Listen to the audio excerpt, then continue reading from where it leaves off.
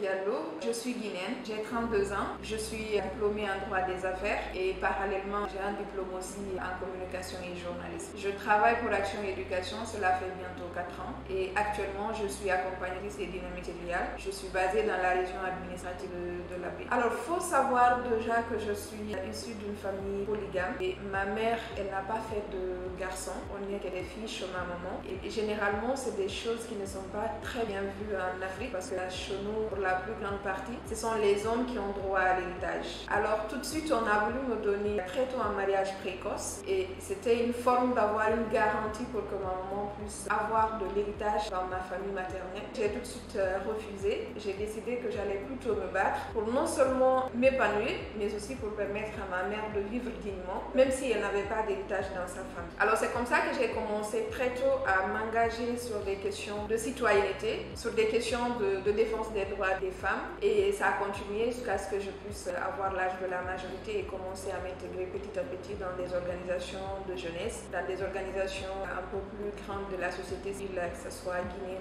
ou africaine. Et cela fait maintenant plus de 10 ans que je suis engagée, comme je le disais tout à l'heure, citoyennement, mais je suis surtout militante des droits des femmes. Alors concrètement, je fais partie d'une structure qu'on appelle les Amazones de la presse guinéenne. Alors presse guinéenne, pourquoi? Parce que par le passé j'ai travaillé un peu dans les médias, ce qui fait que j'ai encore toujours une attache presse. Donc cette association-là ou cette structure-là, c'est une structure que des jeunes femmes qui sont engagées aussi, féministes, hein, il faut aussi l'assumer, et qui sont engagées pour le respect des droits des femmes. Alors ce que nous faisons, comme je le dis tout à l'heure, c'est nous faisons des campagnes numériques sur les réseaux sociaux. Et au-delà de ça aussi, il y a des espaces de coaching que nous créons, donc nous essayons de mettre en contact avec des jeunes filles et des femmes qui arrivent aujourd'hui à se démarquer par leur parcours inspirant. On arrive à les mettre ensemble afin qu'elles puissent coacher des filles et leur aussi encadrer pour qu'elles puissent s'épanouir comme elles le voudraient. En plus de cela aussi, il y a cet espace de 4 heures avec l'humain. C'est un club qui fait la promotion de la lecture et qui fait aussi la promotion de la causerie éducative. Il faut noter alors qu'en Guinée, cela fait plus de 30 ans maintenant qu'Action Éducation présente en Guinée et interviennent dans l'éducation principalement, même s'il y a d'autres actions, mais le domaine principal d'intervention reste encore l'éducation. Alors il y a eu globalement, en plus des actions côté infrastructure, notamment la construction des écoles, Action Éducation a beaucoup contribué dans la qualification de l'enseignement-apprentissage au primaire, mais en plus de cela aussi, Action Éducation a beaucoup contribué de par ses actions au maintien des enfants, notamment les filles à l'école. Quand on prend juste l'exemple sur l'école amie des filles qui a été réalisée en Guinée pendant plusieurs années, on a enregistré plus de 2000 filles qui ont été scolarisées grâce aux actions de ce projet. Et également, on a pu mobiliser plus de 2000 mères élèves qui se sont engagées pour le maintien de leurs filles à l'école.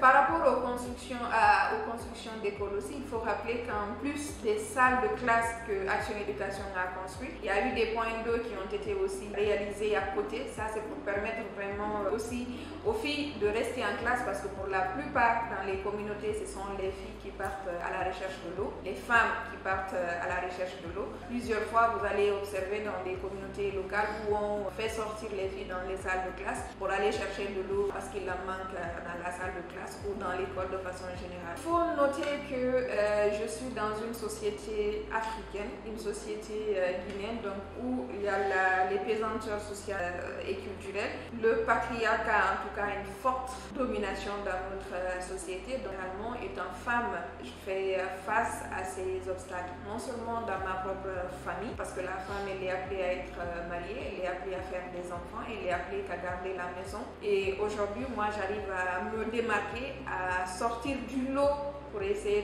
de travailler, de m'épanouir autrement. Alors, je disais tout à l'heure que nous sommes dans une société où le patriarcat a un fort poids sur la société. Donc, naturellement, quand vous venez tout de suite, il y a des pratiques, il y a des préjugés, il y a des choses qui sont relativement ancrées. Et quand vous venez tout de suite dans une communauté, vous leur dites que vous ne devez pas faire ceci, vous devez plutôt faire cela, ça peut poser de problèmes. Et par contre, quand vous faites une entrée par les droits, vous amenez l'autre à faire sans pour autant lui dire de faire quelque chose. Parce que ce n'est sans doute pas le seul moyen, mais c'est le moyen le plus approprié à faire prendre conscience l'autre qu'il a ou qu'elle a droit à ceci et cela, sans pour autant l'amener vers l'affront. Donc moi je pense que c'est une bonne manière de venir expliquer aux gens ou parler aux gens ou faire en tout cas une approche par les droits, montrer à chacun de quoi il a droit, montrer à chacun de quoi il peut réclamer ou de quoi il peut se servir. Alors je souhaite pour l'avenir être dans un monde où une jeune fille peut aller à l'école librement sans que cela ne soit conçu comme un privilège, mais comme un droit, parce qu'elle est humaine avant tout. Je souhaite un monde